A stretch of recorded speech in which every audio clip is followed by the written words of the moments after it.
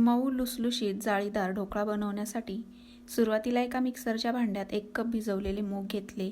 यातच आलं मिरची घालून मिक्सरला बारीक असं वाटून घेतलं.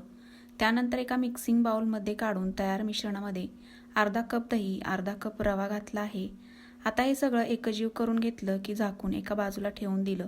तोपर्यंत कढईमध्ये पाणी उकळवण्यासाठी ठेवून ज्यामध्ये ढोकळा वाफवायचा आहे त्याला तेल लावून घेतलं. तयार केलेल्या ढोकळ्याच्या मिश्रणात चवीपुरतं मीठ आणि तेल घालून मिक्स करून अर्धा चमचा खाण्याचा सोडा घातला की लगेच हलक्या हाताने हलवून मिश्रण ताटामध्ये ओतून यावर झाकण ठेवायचे.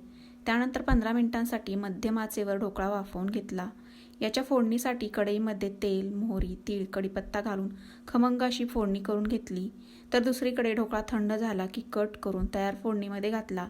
शेवटी मग किसलेलं ओलं खोबरं, कोथिंबीर घालून मिक्स करून घेतलं. तर याची संपूर्ण रेसिपी चॅनलवर आहे, तुम्ही पाहू शकता. आवडल्यास लाईक, शेअर, सबस्क्राईब